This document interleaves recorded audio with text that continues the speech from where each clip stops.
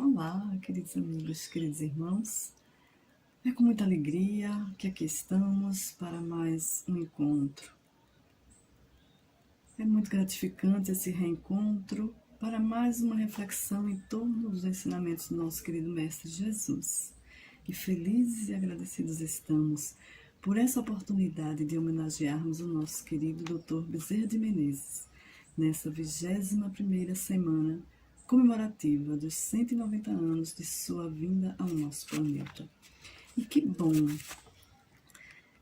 estarmos juntos nesse formato virtual, devido aos cuidados com a pandemia. E mesmo assim, estamos mantendo o compromisso com esse maravilhoso trabalho de divulgação da nossa querida doutrina espírita, com muito amor, com muito carinho a todos os irmãos, encarnados e desencarnados. E para iniciarmos o nosso trabalho, nós vamos fazer a nossa prece inicial, pedindo que todos nesse instante elevem os seus pensamentos a Jesus, que possamos nos interconectarmos com a espiritualidade maior para que nos ampare, nos auxilie, nos ajude nesse trabalho. Senhor Jesus, Mestre muito amado, aqui estamos para mais uma atividade em torno do Teu Evangelho de Luz.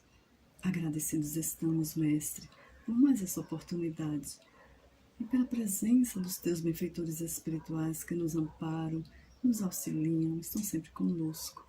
Ilumina cada um deles e a cada um de nós que aqui se encontra, bem como toda a humanidade, Senhor. E assim, nós te pedimos a Tua permissão, com as bênçãos de Deus, para darmos por iniciado esse estudo de hoje, na Tua santa e divina paz. Que assim seja. Bem, e para hoje temos um tema bastante instigante. Aprender com as diferenças e os erros alheios.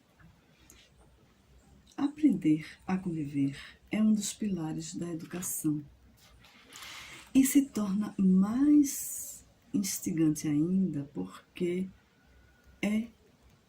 trata-se da convivência com o diferente.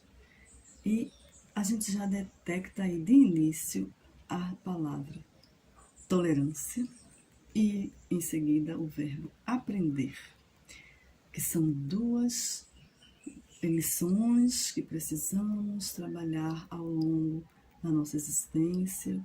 Quantas encarnações estamos nesse trabalho, não é?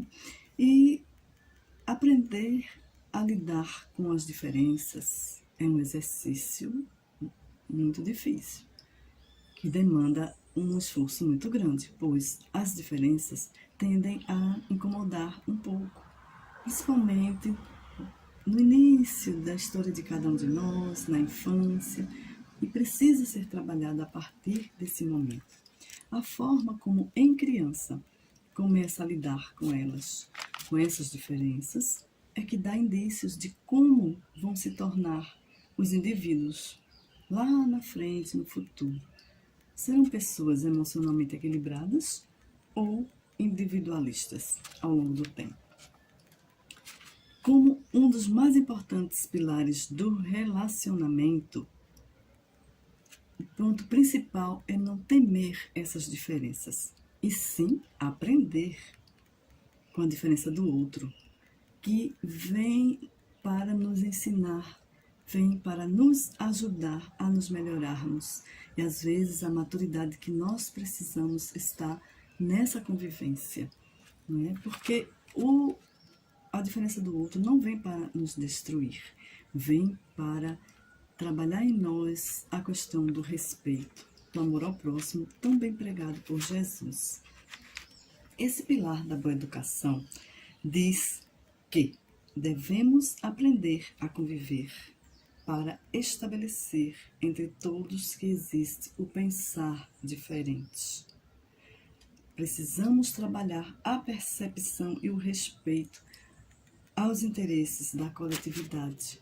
Traduzindo em uma frase seria a regra da boa convivência, não é?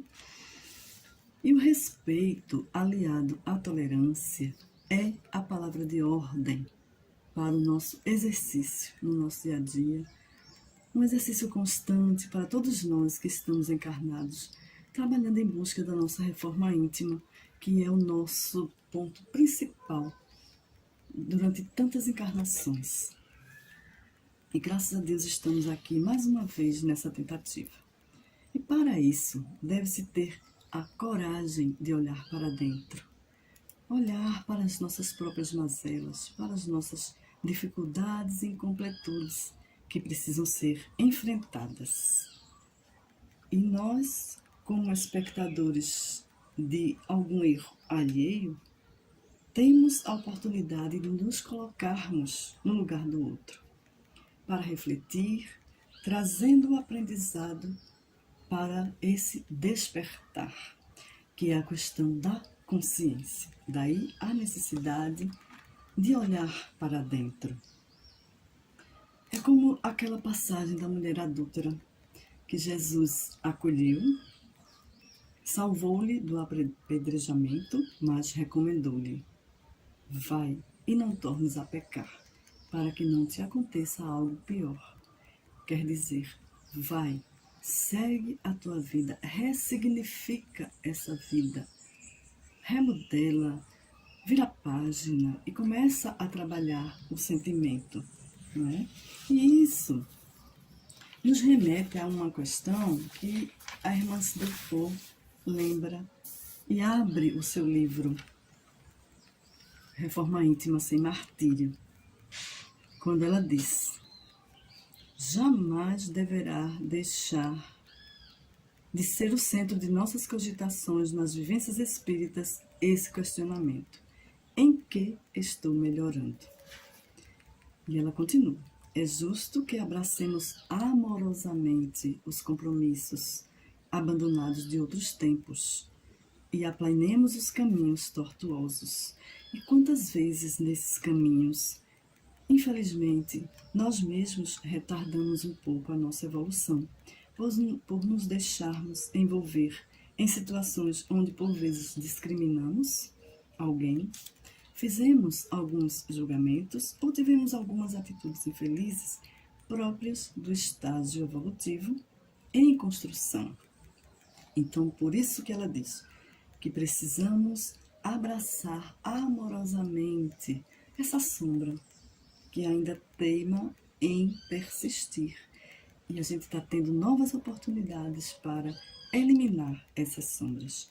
E segundo a irmã Cidelfo, para termos noções claras sobre as conquistas interiores, é importante a motivação para darmos continuidade à luta pela renovação, pela nossa reforma íntima.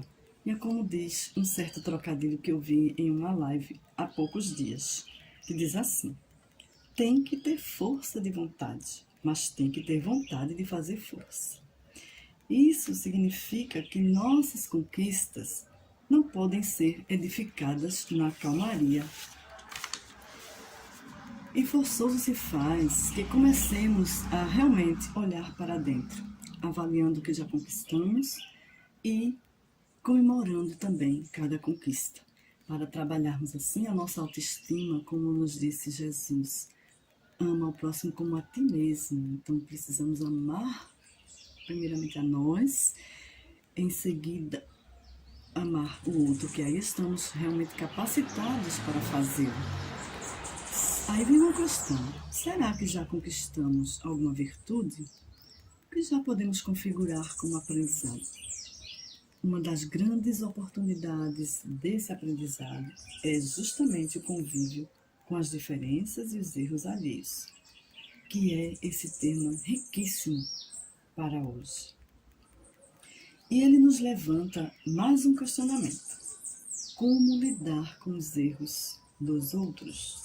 E como os outros lidam com nossos erros? Realmente não é uma tarefa fácil. E os psicólogos são unânimes em dizer que apontar erros alheios é um sinal de um conteúdo interno, porque se não fosse, não irritaria tanto e nem nos incomodaria. Isso reforça o pensamento de Jung, quando ele diz: tudo que nos irrita nos outros pode nos levar a uma melhor compreensão de nós mesmos. Observe que ele diz pode, porque só levará se nós nos dispusermos a efetuar essa compreensão através das mudanças, das nossas mudanças de atitude, das nossas mudanças de comportamento, de pensamento, etc. E, em resumo, seria o autoconhecimento. Em poucas palavras, diríamos assim, que é tão importante para nós efetuarmos, como nos diz Joana de Ângeles, como nos diz Santo Agostinho, que a gente vai ver mais adiante.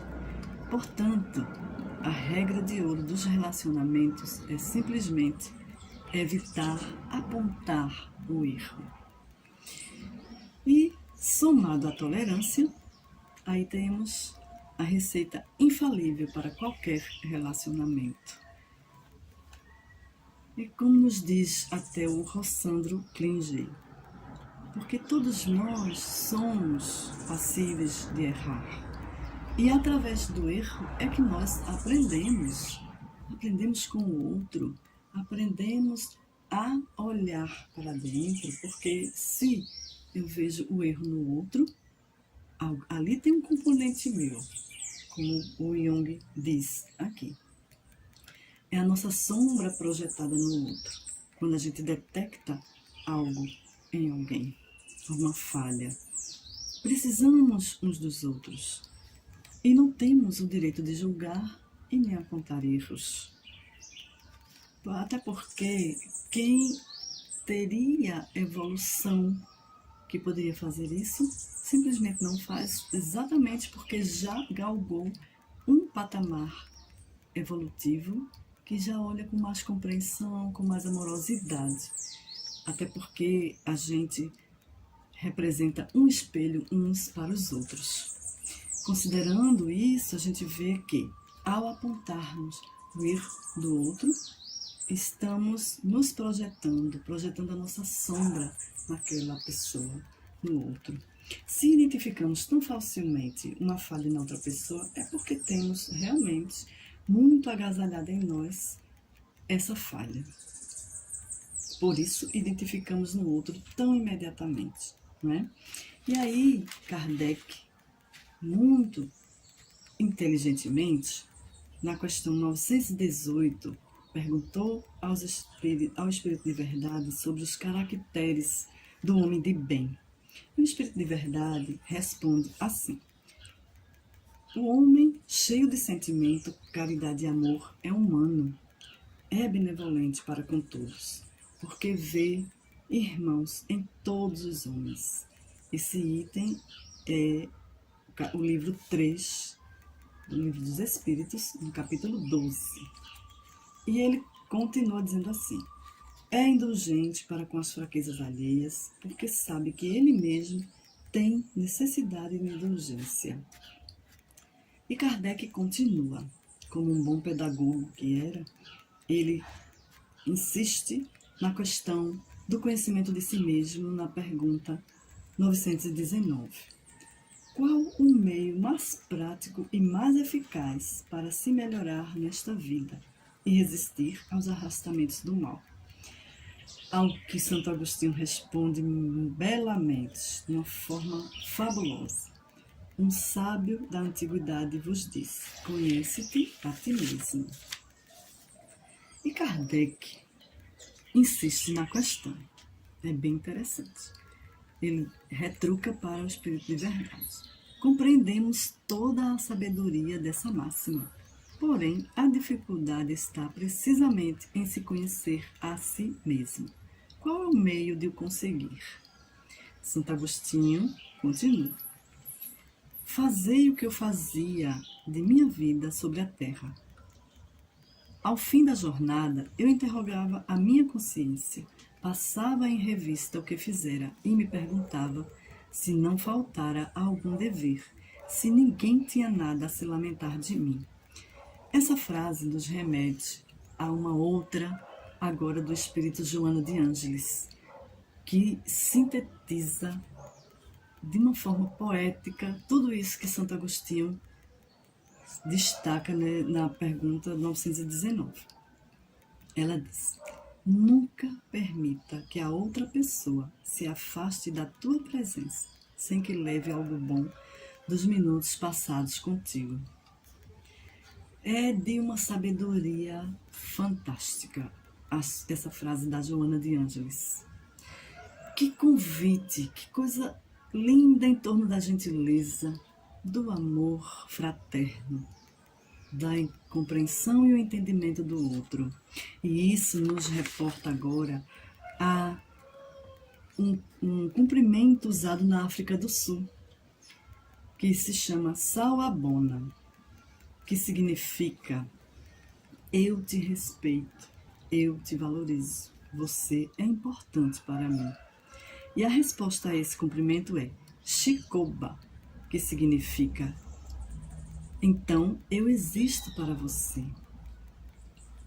É de uma beleza extraordinária esse pensamento, esse cumprimento, mostrando como é importante a questão da gentileza, do acolhimento ao outro. Então, havia uma tribo africana que tinha um costume muito bonito. Quando alguém fazia algo prejudicial e errado, eles conduziam essa pessoa para o centro da aldeia. E toda a tribo vinha e o rodeava. Durante 2 dias, eles vão dizer a essa criatura, a essa pessoa que cometeu um erro, todas as coisas boas que ela já fez, dizendo exatamente esse cumprimento africano: Sawubona. Eu te valorizo, eu te respeito, você é importante para mim. Já imaginou a pessoa ficar 2 dias ouvindo esse cumprimento, esse acolhimento e refletindo nas coisas boas que já fez até então? A tribo fazia isso, essa tribo tem esse comportamento porque acredita que cada ser humano vem ao mundo como um ser bom. Cada um de nós desejando segurança, amor, paz, felicidade, sucesso, muitas vezes se perde no caminho. E nessa busca, as pessoas cometem erros. A comunidade enxerga aqueles erros como um grito de socorro. Então eles se unem para reerguê-lo, para reconectá-lo na sua verdadeira natureza, que é de ser uma pessoa de boa índole, um ser bom. É muito lindo a gente ver um comportamento desse, quando realmente precisamos, no nosso dia a dia, exatamente de atitudes acolhedoras, né? Então, eles fazem todo esse trabalho para lembrar àquela pessoa quem ele realmente é. E apenas tinha se desconectado da sua natureza, temporariamente, para, enfim, no final da sua reflexão, ele redescobrir que ele é bom, é uma pessoa boa. Que esta lição é o que mais nos chama a atenção para as lições do nosso querido Mestre Jesus. E veja o quanto essa tribo avança em sentimentos de respeito, de acolhimento, de atenção, de cuidados, porque só em ouvir essa frase: eu te respeito, eu te valorizo, você é importante para mim, faz a pessoa olhar para dentro de si e não se recriminar, porque o que mais se faz é justamente apontar o dedo e mostrar a falha. Mas e o que aquela pessoa já fez em toda a sua trajetória anterior. É o que conta. Não é? Um deslize precisa ser visto com muito carinho, porque alguma coisa está por trás daquilo ali. Como eles dizem, acredito que ali existe um grito de socorro, é um pedido de ajuda. Aquela pessoa está em aflição. Então, quando a gente observar o erro no outro, a gente precisa ficar alerta. O que será que motivou? O que foi que causou aquele desconforto, aquele descompasso na vida daquela pessoa para ela ter determinadas atitudes e não apontar o erro, apontar o dedo, reforçando a dor que aquela criatura fica a sentir, porque consciência todo mundo tem de quando erra. Todos nós temos. Ninguém fica alheio às suas atitudes, às suas palavras ditas às vezes de mau jeito, né? Por isso que tem uma frase belíssima que nos diz assim: seja a palavra de carinho que desarma a ofensa. Seja o olhar sincero que desarma a falta de afeto. Seja o abraço que acolhe, o sorriso que devolve a vontade de prosseguir. Seja o abrigo para aqueles que precisam de afagos. Seja luz, seja amor. Continue semeando o amor. Se o outro não aceitar, você mesmo colhe os frutos. E Joana de Ângeles, no livro Celeiro de Bênçãos, numa mensagem belíssima, ela nos diz: sê tu aquele que ama. E tenha uma atitude de acolhimento tão afetuosa que o outro perceba, simplesmente pelo seu olhar, que foi perdoado, que foi compreendido. Coloquemos-nos no lugar dessa pessoa e aprendamos com essas diferenças, com os erros que provavelmente ela tenha cometido, lembrando que lá na frente pode ser nós nesse lugar, cometendo esse erro. Como diz André Luiz, às vezes até pior do que aquela criatura fez. E nós vamos precisar da indulgência, da compreensão, do acolhimento, do entendimento. Porque às vezes é muito constrangedor para aquele que erra reconhecer.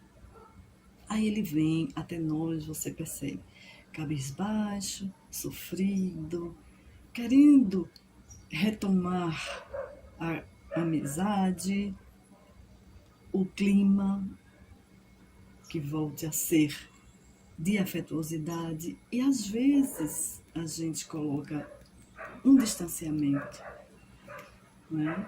E isso não permite que haja o entrelaçamento da amizade, do carinho, do respeito, como essa tribo, que eu achei fantástico esse exemplo dessa tribo.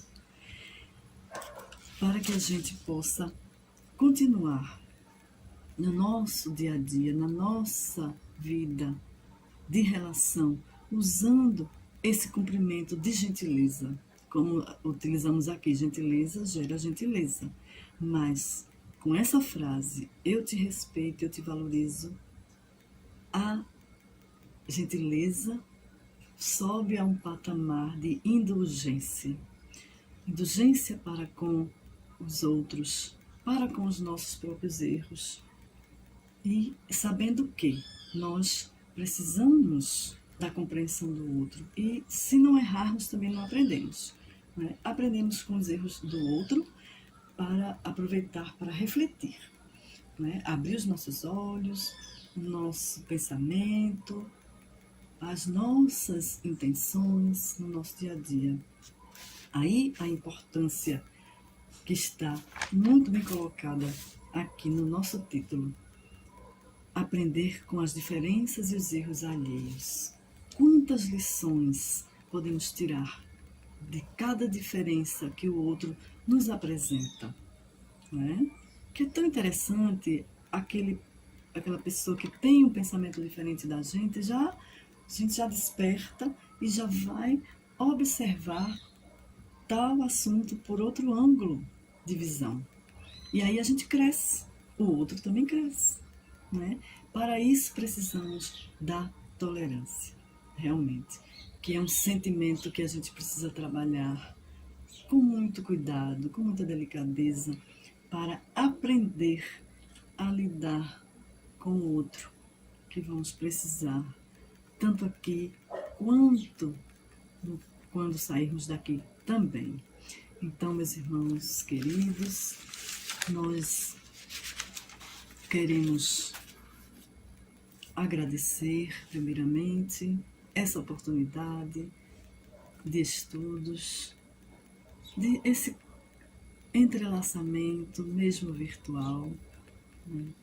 E que possamos fazer nossas reflexões em torno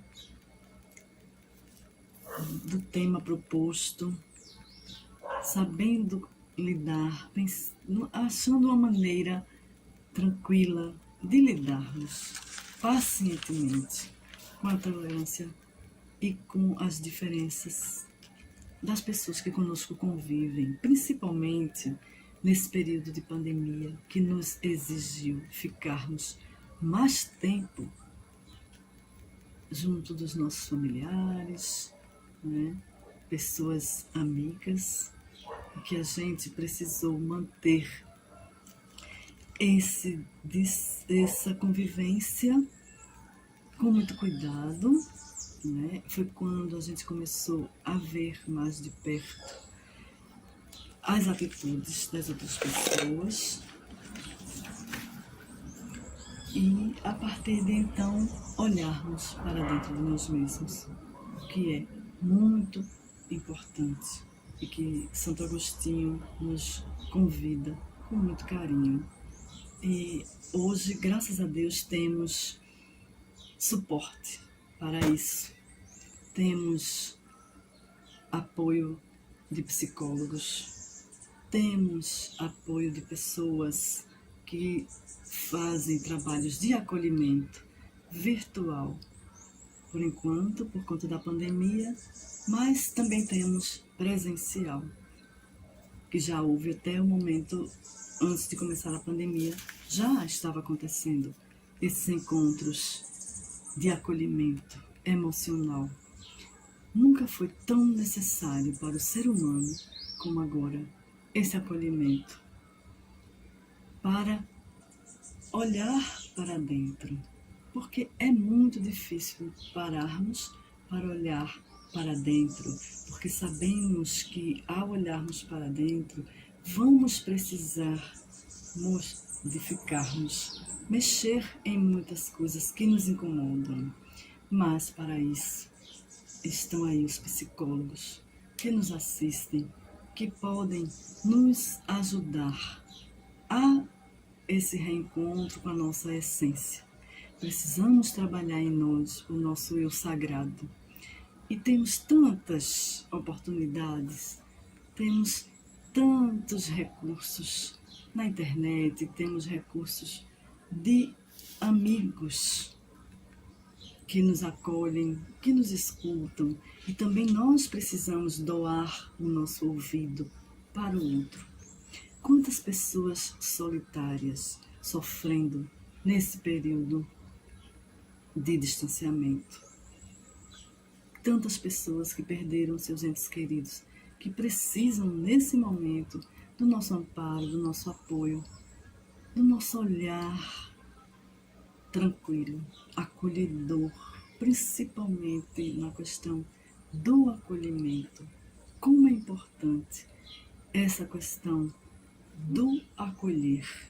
Acolher as nossas incompletudes também, as nossas diferenças, os nossos comportamentos que ainda precisamos trabalhar, que a gente vem há tanto tempo lutando. Mas o interessante é como nos diz a doutora Irvênia Prada. Ela diz: olhe para trás, veja a trajetória que você já completou até esse momento que está aqui. Nada está perdido. Tudo vai sendo somado a esses conhecimentos que nós temos aqui agora.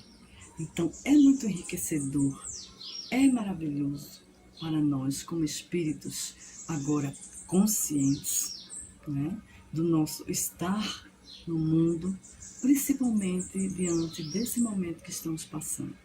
Então, meus irmãos e amigos, sendo assim, nós já vamos caminhando para o nosso final. Nós queremos deixar aqui uma palavra só de compreensão, de agradecimento, acima de tudo, gratidão sempre, por tudo. Nesse momento de estarmos aqui agora, né? Por tudo que já passamos, por tudo que já aprendemos e que ainda vamos aprender, principalmente na nossa convivência.